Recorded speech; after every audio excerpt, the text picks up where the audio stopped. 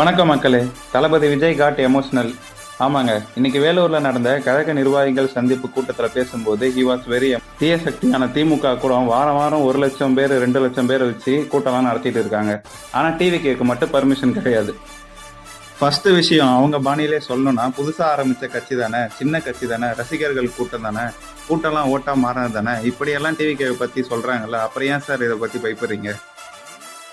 இங்க நான் என்ன கேட்கறேன்னா, மக்கள் சார்பாவே கேட்கறேன். ஃபர்ஸ்ட் ஒருத்தர் எல்லாத்தையும் விட்டுட்டு வந்து என்ன வாழ வச்சு என்னோட மக்களுக்காக நான் நல்லது பண்ணோம் அப்படின்னு வந்து நிக்கிறாரு அப்படின்னா, அவர் 2 வருஷம் கட்சி ஆரம்பிச்சு 30% மேல வாக்கு வச்சிருக்காரு. இது சாதாரண விஷயம் இல்ல. 200 ரூபாய் கொடுத்தா வர்ற கூட்டம் இல்ல. கோட்டருக்கும் கோதை பிரியாணிக்கும் வர்ற கூட்டம் இல்ல. இன்னைக்கு தாவேகா தலைவர் விஜய் சொன்ன விஷயமே இதுதான். சிஎம் சார் வந்து எல்லாரையும் நண்பர்கள் மாதிரி அப்படின்னு சொல்றீங்களே, அப்புறம் ஏன் கரூர்ல நடந்த விஷயத்துல என் மேல பதிவு சொன்னீங்க அப்படின்னு கேட்டிருக்காரு. கொஞ்சம் நினைச்சு பாருங்களேன், அந்த மனுஷனோட மனசு வந்து எவ்வளவு வேதனைப்பட்டு இருக்கும் அந்த சமயத்துல அப்படின்னு. எல்லாரும் அவரே வந்து குறை சொல்லிட்டு இருக்காங்கன்னு. இங்க இருக்க ஆட்சியில இருக்கவங்களும் சரி, எதிர்கட்சியும் சரி, சும்மா கத்திக்கிட்டு இருக்க எல்லா கட்சிகளும் சரி, எதிர்க்கிற ஒரே கட்சி தாவேகா தான். இங்க எந்த ஊர்ல டிவிக்கு பர்மிஷன் கேட்டாலும் அதுக்கு வந்து பர்மிஷன் கிடையாது.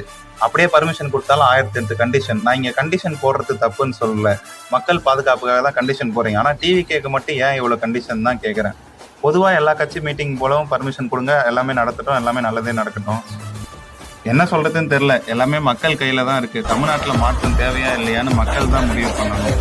அப்பாவே இவங்க ஆட்சியில் இருக்காங்கன்றதுக்காக அப்பாவே மகனுக்கு விருது கொடுக்குறாரு, மகன் வந்து அப்பாவுக்கு விருது கொடுக்குறாரு, இவர் அவரை புகழ்ந்து பேசுறாரு, அவர் இவரை புகழ்ந்து பேசுறாரு. நாங்க தமிழ்நாட்டை வளர்ச்சி பாதையில கொண்டு போயிட்டோம்னு சொல்றாங்க. நாங்க ஆட்சியில் இருக்கும்போது இதை பண்ணிட்டோம் அதை பண்ணிட்டோம் இவ்வளவு சாதனை பண்ணியிருக்கோம்னு ஆட்சியில் இருக்கவங்களே சொல்லக்கூடாது. அவங்கள ஓட்டு போட்டு தேர்ந்தெடுத்த மக்களாகிய நம்ம தான் சொல்லணும். ஆனா நம்ம இதெல்லாம் யோசிச்சு பார்த்தா அங்க ஒரு பெரிய கேள்விக்குறியே வந்து நிற்குது. சரி மக்களே, இந்த பதிவை பற்றின உங்களோட கருத்துக்களை கமெண்ட்ல பதிவு பண்ணுங்க. எனக்கு சப்போர்ட் பண்ணணும்னு நினச்சிங்கன்னா உங்கள் குரல் 360 பேஜை ஃபாலோ அண்ட் சப்ஸ்கிரைப்